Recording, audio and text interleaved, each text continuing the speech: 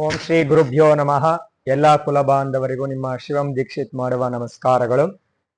So ಈ ದಿನ ವಿಶೇಷತೆ ಏನಂತಂದ್ರೆ, ಈಗ ಆಷಾಢ ನವರಾತ್ರಿ ಪ್ರಾರಂಭವಾಗಿದೆ. ವರಾಹಿ ನವರಾತ್ರಿ ಪ್ರಾರಂಭ ಅಂತ ಹೇಳ್ತೀವಿ. ಆಷಾಢ ಸ್ನಾನ ಪ್ರಾರಂಭವಾಗಿದೆ. ದಿನಾಂಕ 6ನೇ ತಾರೀಕು 7ನೇ ತಿಂಗಳು 2024 ಶನಿವಾರದಿಂದ ಶ್ರೀ ಕ್ರೋಧಿನಾಮ ಸಂವತ್ಸರೆ ಆಷಾಢ ಮಾಸ ಗ್ರೀಷ್ಮ ಋತು. ಉತ್ತರಾಯಣ ಮತ್ತೆ ದಕ್ಷಿಣಾಯಣ ಎರಡು ಬರುತ್ತೆ. ಉತ್ತರಾಯಣ ಕೆಲವು ದಿವಸವರೆಗೂ ಇರುತ್ತೆ, ಮತ್ತೆ ದಕ್ಷಿಣಾಯಣ ಪ್ರಾರಂಭವಾಗುತ್ತದೆ.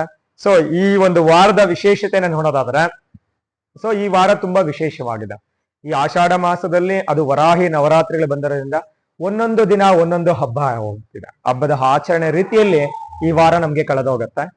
ಈ ವರಾಹಿ ನವರಾತ್ರಿ ಪ್ರಾರಂಭದ ವಿಶೇಷತೆ ನೋಡ್ಕೊಳ್ಳೋಣ, ಮತ್ತೆ ಪ್ರತಿನಿತ್ಯದ ಪಂಚಾಂಗ ಶ್ರವಣವನ್ನ ಮಾಡೋಣ. ದಿನಾಂಕ 6ನೇ ತಾರೀಕು 7ನೇ ತಿಂಗಳು 2024 ಶನಿವಾರ, ಶ್ರೀ ಕ್ರೋಧಿನಾಮ ಸಂವತ್ಸರೆ ಉತ್ತರಾಯಣೆ ಗ್ರೀಷ್ಮ ಋತು ಜ್ಯೇಷ್ಠ ಮಾಸ ಮುಕ್ತಾಯವಾಗಿ ಆಷಾಢ ಮಾಸ ಪ್ರಾರಂಭವಾಗಿದೆ. ಆಷಾಢ ಮಾಸ ಶುಕ್ಲ ಪಕ್ಷ. ಶನಿವಾರ ಶುದ್ಧ ಪಾಡ್ಯಮಿ ತಿಥಿ ಇದೆ. ಬೆಳಗ್ಗೆ ರಾತ್ರಿ 3 ಗಂಟೆ 17 ನಿಮಿಷವರೆಗೂ ಪುನರ್ವಸು ನಕ್ಷತ್ರ ಇದೆ. ಕಿಂಸ್ತುಗ್ನ ಕರ್ಣ ಇದೆ. ಮತ್ತೆ ಸಿದ್ಧಯೋಗ 5 ಗಂಟೆ 10 ನಿಮಿಷವರೆಗಿದೆ. ವರಾಹಿ ನವರಾತ್ರಿ ಪ್ರಾರಂಭವಾಗಿದೆ. ಆಷಾಢ ಮಾಸ ಸ್ನಾನ ಪ್ರಾರಂಭವಾಗಿದೆ. ಯಾರಾದ್ರೂ ಆಷಾಢ ಮಾಸದಲ್ಲಿ ನದಿ ಸ್ನಾನ ಮಾಡೋರು ಇವತ್ತಿನಿಂದ 9 ದಿನ ಕಂಟಿನ್ಯೂಸ್ ಆಗಿ ನದಿ ಸ್ನಾನ ಮಾಡಬಹುದು. ಈ ದಿನ ಶನಿವಾರ ರಾಹುಕಾಲ, ಗುಳಿಕಾಲ, ಯಮಗಂಟ ಕಾಲ ನೋಡೋದಾದರೆ 6ನೇ ತಾರೀಕು ಬೆಳಗ್ಗೆ 9 ಗಂಟೆ 16 ನಿಮಿಷದಿಂದ ಹಿಡಿದು 10 ಗಂಟೆ 52 ನಿಮಿಷವರೆಗೂ ರಾಹುಕಾಲ ಇದೆ. ಯಮಗಂಡ ಕಾಲ ಮಧ್ಯಾಹ್ನ 1:45ರಿಂದ 3 ಗಂಟೆವರೆಗೂ 3:30ವರೆಗೂ ಇದೆ.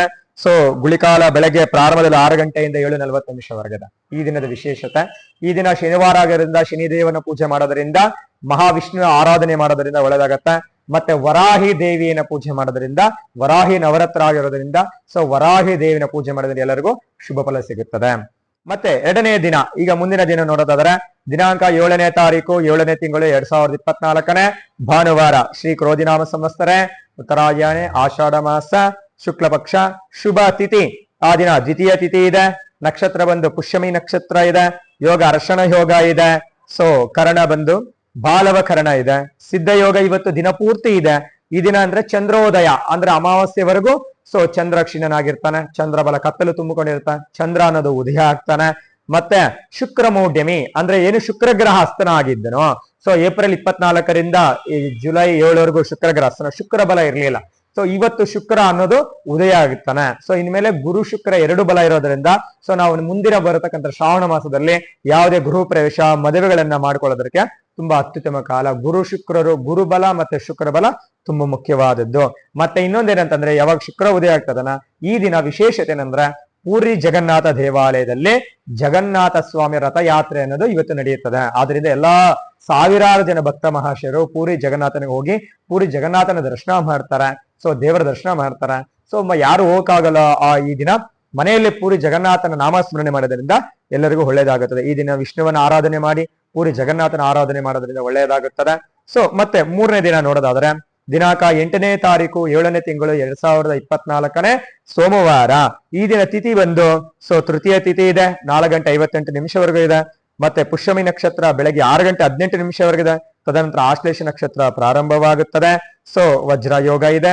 ತೈತುಲ ಕರ್ಣ ಇದೆ. ಮತ್ತೆ ಸಿದ್ಧ ಯೋಗ ಬೆಳಗ್ಗೆ 6 ಗಂಟೆ 18 ನಿಮಿಷಕ್ಕೆ ಇದೆ. ಈ ದಿನ ತದಿಯ ತಿಥಿ. ಈ ದಿನ ರಾಹುಕಾಲ ನೋಡೋದಾದ್ರೆ ಬೆಳಗ್ಗೆ ನಮಗೆ 7:30ರಿಂದ 9 ಗಂಟೆವರೆಗೂ 16 ನಿಮಿಷ ರಾಹುಕಾಲ ಇದೆ. ಮತ್ತೆ ಗುಳಿಕಾಲ ಮಧ್ಯಾಹ್ನ 2 ಗಂಟೆ 4 ನಿಮಿಷದಿಂದ 3:40 ಗುಳಿಕಾಲ ಇದೆ. ಮತ್ತೆ ಯಮಗಂಡ ಕಾಲ ಬೆಳಗ್ಗೆ 10:52ರಿಂದ 12:20ವರೆಗೂ ಇದೆ. ಈ ದಿನ ಸೋಮವಾರ ಆಗೋದ್ರಿಂದ ಶಿವನನ್ನ ಪೂಜೆ ಮಾಡೋದ್ರಿಂದ ಎಲ್ಲರಿಗೂ ಒಳ್ಳೇದಾಗುತ್ತದೆ. ಮತ್ತೆ ಮುಂದಿನ ದಿನವನ್ನ ನೋಡೋದಾದರೆ ನಾವು 9ನೇ ತಾರೀಕು 7ನೇ ತಿಂಗಳು 2024 ಮಂಗಳವಾರ. ಈ ದಿನ ಚತುರ್ಥಿ ತಿಥಿ ಇದೆ. ಈ ಚತುರ್ಥಿ ತಿಥಿ ಇರೋದ್ರಿಂದ ಇವತ್ತು ನಕ್ಷತ್ರ ಬಂದು ಆಶ್ಲೇಷ ನಕ್ಷತ್ರ ಇದೆ. ಸಿದ್ಧ ಯೋಗ ಇದೆ. ವನಜಕರಣ ಇದೆ. ಮಂಗಳವಾರ ಸಿದ್ಧ ಯೋಗ ಬಂದು ಬೆಳಗ್ಗೆ 7 ಗಂಟೆ 55 ನಿಮಿಷವರೆಗೂ ಇದೆ. ಚತುರ್ಥಿ ತಿಥಿ. ಚತುರ್ಥಿ ಬಂದಿರೋದ್ರಿಂದ ಮಂಗಳವಾರನೇ ಬಂದಿರೋದ್ರಿಂದ ಗಣಪತಿನೇ ಪೂಜೆ ಮಾಡೋದ್ರಿಂದ ಸಂಕಷ್ಟಗಳ ಪರಿಹಾರ ಆಗುತ್ತದೆ. ಮತ್ತೆ ನಾಗದೇವತೆಗಳನ್ನ ಪೂಜೆ ಮಾಡೋದ್ರಿಂದ ನಾಗದೇವತರಿಗೆ ಹಾಲನ್ನು ಎರೆಯುವುದರಿಂದ ಪೂಜೆ ನಿವಾರಣೆ ಆಗುತ್ತದೆ. ಈ ದಿನ ಸ್ಕಂದ ಹೋಮ, ಸರ್ಪ ಹೋಮಗಳನ್ನ ಮಾಡೋದ್ರಿಂದ ಸರ್ಪದೋಷ ನಿವಾರಣೆ ಆಗುತ್ತದೆ. ಈ ದಿನವನ್ನ ನಾವು ರಾಹುಕಾಲ, ಯಮಗಂಡ ಕಾಲ, ಗುಳಿಕಾಲವನ್ನ ನೋಡೋದಾದರೆ 9ನೇ ತಾರೀಕು ರಾಹುಕಾಲ ಬಂದು ಸಂಜೆ 3 ಗಂಟೆ 40 ನಿಮಿಷದಿಂದ ಹಿಡಿದು 5 ಗಂಟೆ 16 ನಿಮಿಷವರೆಗೂ ಇದೆ. ಗುಳಿಕಾಲ 12 ಗಂಟೆ 28 ನಿಮಿಷದಿಂದ 2 ಗಂಟೆವರೆಗೂ ಇದೆ. ಅರ್ಧ ಪ್ರಹಕಾರ 7:40ರಿಂದ 9:16 ವರೆಗಿದೆ. ಯಮಗಂಡ ಕಾಲ ಬೆಳಗ್ಗೆ 9:16 10:52 ಇದೆ. ಈ ದಿನ ಪೂಜಿಸಬೇಕಾದ ದೇವರು ನಾಗದೇವತೆಗಳನ್ನ ಗಣಪತಿನ ಪೂಜೆ ಮಾಡಿ ಎಲ್ಲರಿಗೂ ಒಳ್ಳೆಯದಾಗುತ್ತದೆ. ಮುಂದಿನ ದಿನ ನೋಡೋದಾದ್ರೆ 10ನೇ ತಾರೀಕು 7ನೇ ತಿಂಗಳು 2024 ಬುಧವಾರ. ಈ ದಿನ ಚೌತಿ ಬಂದು ಬೆಳಗ್ಗೆ 6:17 ಮುಕ್ತಾಯವಾಗುತ್ತದೆ. ನಕ್ಷತ್ರ ಬಂದು ಮಖಾ ನಕ್ಷತ್ರ ಇದೆ, ವ್ಯತಿಪಾತ ಯೋಗ ಇದೆ, ಭದ್ರಕರಣ ಇದೆ. ಮತ್ತೆ ಬುಧವಾರ ಸಿದ್ಧ ಯೋಗ ಬೆಳಗ್ಗೆ 9:57 ಸಿದ್ಧ ಯೋಗ ಇದೆ. ಈ ದಿನ ಸ್ಕಂದ ಪಂಚಮಿ ಅಂತ ಹೇಳ್ತೇವೆ. ಸ್ಕಂದ ಪಂಚಮಿ ಅಂತಂದ್ರೆ ಸುಬ್ರಹ್ಮಣ್ಯಗೆ ಪ್ರಿಯವಾದ ದಿನ.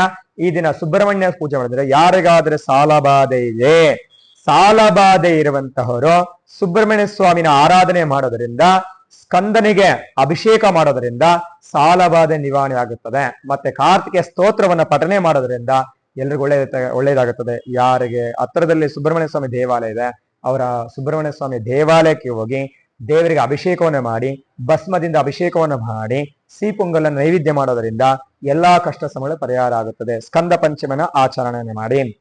ಈ ದಿನ ಯಮಗಂಡ ಕಾಲ ಬಂದು ಬೆಳಗ್ಗೆ 7:30 9 ಯಮಗಂಡ ಕಾಲ ಇದೆ. ರಾವ್ ಕಾಲ ಮಧ್ಯಾಹ್ನ 12 ಸೊ 1:30 ರಾವ್ ಕಾಲ ಇದೆ. ಗುಳಿಕಾಲ 10:00 12 ಕಾಲವರೆಗೆ ಇದೆ. ಸೊ ಈಗ ಇದು ಮುಗಿಯಿತು. ಈ ದಿನ ಪೂಜಿಸಬೇಕಾದವರು ಸುಬ್ರಹ್ಮಣ್ಯ ಮತ್ತು ಮಹಾವಿಷ್ಣುವಿನ ಆರಾಧನೆ ಮಾಡಿದ್ರೆ ಎಲ್ಲರಿಗೂ ಒಳ್ಳೇದಾಗುತ್ತೆ. ಓಂ ಶುಭಂ ಭೂಯಾಯ್ತು. ಮತ್ತೆ ಮುಂದಿನ ದಿನಾಂಕವನ್ನ ನೋಡೋಣ. 11ನೇ ತಾರೀಕು 7ನೇ ತಿಂಗಳು 2024 ಗುರುವಾರ. ಈ ದಿನ ಶುದ್ಧ ಪಂಚಮಿ ಬೆಳಗ್ಗೆ 8:02 ಇದೆ. ನಿನ್ನೆ ದಿವಸ ಬುಧವಾರ, ಸೊ 7 ಗಂಟೆಯಿಂದ ಈ ದಿನ 8:02 ಪಂಚಮಿ ಇದೆ. ತದನಂತರ ಷಷ್ಠಿ ತಿಥಿ ಪ್ರಾರಂಭವಾಗುತ್ತದೆ. ಈ ದಿನ ನಕ್ಷತ್ರ ಬಂದು ಕುಬ್ಬಾ ನಕ್ಷತ್ರ 12:18 ಇದೆ. ತದನಂತರ ಉತ್ತರ ಫಲ್ಗುಣಿ ನಕ್ಷತ್ರ ಪ್ರಾರಂಭ ಆಗುತ್ತದೆ. ವರಿಯಾನ್ ಯೋಗ 3:51 ಇದೆ. ಬಾಲವಕರಣ 8:02 ಇದೆ. ಸೊ ಈ ದಿನ 11ನೇ ತಾರೀಕು ಸಿದ್ಧ ಯೋಗ ಮಧ್ಯಾಹ್ನ 12:18 ಇದೆ. ಈ ದಿನ ಕುಮಾರ ಷಷ್ಠಿ ಅಂತಾನು ಕರೀತೀವಿ. ಕುಮಾರ ಷಷ್ಠಿ ಸೊ 2 ದಿನ ಇರುತ್ತದೆ. ಗುರುವಾರ ಮತ್ತೆ ಶುಕ್ರವಾರ 2 ದಿವಸನೇ ಇದೆ. ಕುಮಾರ ಷಷ್ಠಿ ಇರೋದ್ರಿಂದ ತುಂಬಾ ವಿಶೇಷ. ಸೊ ನಮ್ಮ ಕುಕ್ಕೆ ಸುಬ್ರಹ್ಮಣ್ಯ ಸ್ವಾಮಿ ದೇವಾಲಯದಲ್ಲಿ ಸ್ವಾಮಿಗೆ ವಿಶೇಷ ಪೂಜೆಗಳನ್ನ ಮಾಡಲಾಗುತ್ತದೆ. ಯಜ್ಞ ಯಾಗಾದಿ ಹೋಮಗಳನ್ನ ಮಾಡ್ತಕ್ಕಂಥದ್ದು. ಷಷ್ಠಿ ದಿವಸ ಉಪವಾಸ ಇದ್ದು ಸೊ ನಾಗದೇವತೆಗಳ ಹಾಲನ್ನು ಎರೆಯುವುದರಿಂದ ಸಕಲ ಸಂಕಷ್ಟಗಳು ಪರಿಹಾರ ಆಗುತ್ತದೆ. ಮತ್ತೆ ಸುಬ್ರಹ್ಮಣ್ಯ ಸ್ವಾಮಿನ ಆರಾಧನೆ ಮಾಡೋದ್ರಿಂದ ತುಂಬಾ ಒಳ್ಳೆಯದಾಗುತ್ತದೆ. ಈ ದಿನ ನೀವು ಪೂಜಿಸಬೇಕಾದ್ರು ಸುಬ್ರಹ್ಮಣ್ಯ ಸ್ವಾಮಿನ ಆರಾಧನೆ ಮಾಡಿ. ಈ ದಿನ ನಾವು ಬೆಳಗ್ಗೆ ರಾವ್ ಕಾಲ, ಗುಳಿಕಾಲ, ಯಮಗಂಡ ಕಾಲ ನೋಡಿದ್ರೆ ಯಮಗಂಡ ಕಾಲ ಬಂದು ಬೆಳಗ್ಗೆ 6ರಿಂದ 7:45 ಯಮಗಂಡ ಕಾಲ ಇದೆ. ಗುಳಿಕಾಲ 9ರಿಂದ 10:45 ಗುಳಿಕಾಲ ಇದೆ.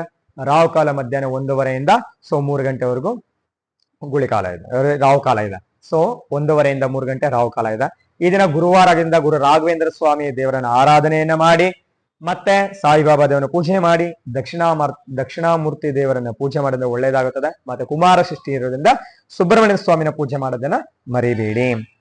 ಇನ್ನ ಮುಂದಿನ ದಿನಾಂಕ ನಾವು ನೋಡೋದಾದ್ರೆ 12ನೇ ತಾರೀಕು 7ನೇ ತಿಂಗಳು 2024 ಶುಕ್ರವಾರ ಶುದ್ಧ ಷಷ್ಠಿ. ಷಷ್ಠಿ ಬಂದು ಬೆಳಗ್ಗೆ 9:50 ಮುಕ್ತಾಯವಾಗುತ್ತದೆ. ತದನಂತರ ಸಪ್ತಮಿ ತಿಥಿ ಪ್ರಾರಂಭವಾಗುತ್ತದೆ. ನಕ್ಷತ್ರ ಉತ್ತರ ನಕ್ಷತ್ರ ಮಧ್ಯಾಹ್ನ 2:50 ಇದೆ. ತದನಂತರ ಹಸ್ತ ನಕ್ಷತ್ರ ಪ್ರಾರಂಭವಾಗುತ್ತದೆ. ಪರಿಪ ಯೋಗ ಇದೆ, ತೈತುಲಕರಣ ಇದೆ. ಮತ್ತೆ ಶುದ್ಧ ಯೋಗ 2:54 ಇದೆ.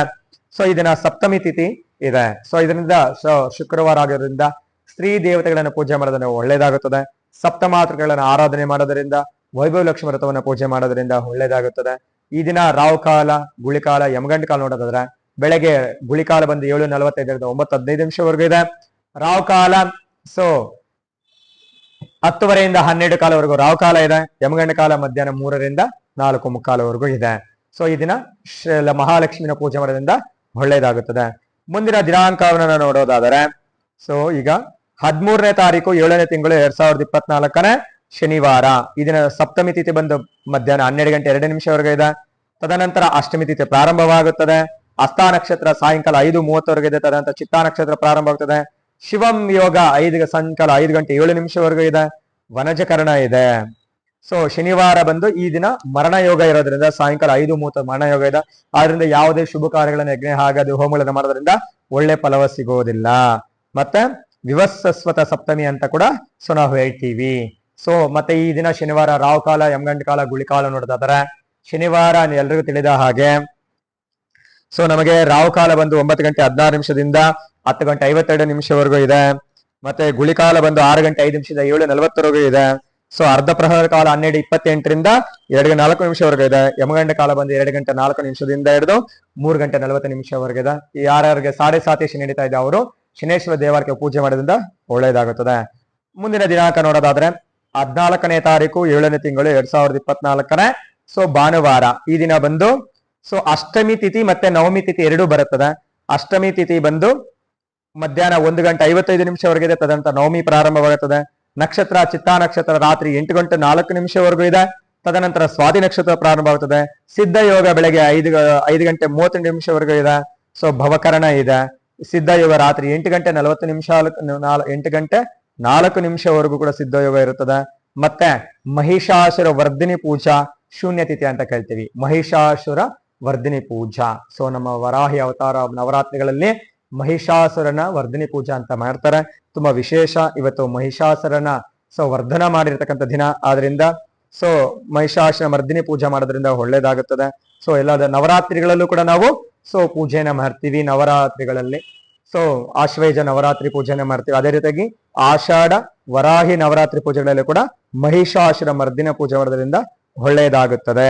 ಈ ದಿನ ರಾಹುಕಾಲ ಬಂದು ಸಂಜೆ 4:00 6 ಗಂಟೆವರೆಗೆ ಇರುತ್ತದೆ. ಯಮಗಂಡ ಕಾಲ ಮಧ್ಯಾಹ್ನ 12ರಿಂದ ಸೊ 1:30 ಯಮಗಂಡ ಕಾಲ ಇರ್ತದೆ. ಗುಳಿಕಾಲ 3:40 5:16 ಇದೆ. ಅರ್ಧ ಪ್ರಹಾರ ಕಾಲ ಬಂದು 10:52 12:28 ಈ ದಿನ ವರಾಹಿ ದೇವಿ ಪೂಜೆ ಮಾಡೋದ್ರಿಂದ ಸೊ ಒಳ್ಳೆಯದಾಗುತ್ತದೆ. ಸೊ ಈ ದಿನ ಈ ವಾರದ ಒಂದು ಪಂಚಾಂಗ ಶ್ರವಣ. ಸೊ ಇದು ಸೊ ದಿನಾಂಕ 6ನೇ ತಾರೀಕಿನಿಂದ 14ನೇ ತಾರೀಕುವರೆಗೂ ವಾರದ ಪಂಚಾಂಗವನ್ನ ವಿಷಯ ತಿಳಿಸಿದ್ದೀವಿ. ಸೊ ಮುಂದಿನ ವಿಡಿಯೋದಲ್ಲಿ ಸೊ ನಾವು 15ನೇ ತಾರೀಕಿನಿಂದ ಹಿಡಿದು ಮತ್ತೆ ಒಂದು ವಾರದ ಪಂಚಾಂಗವನ್ನ ಹೇಳ್ತೀವಿ.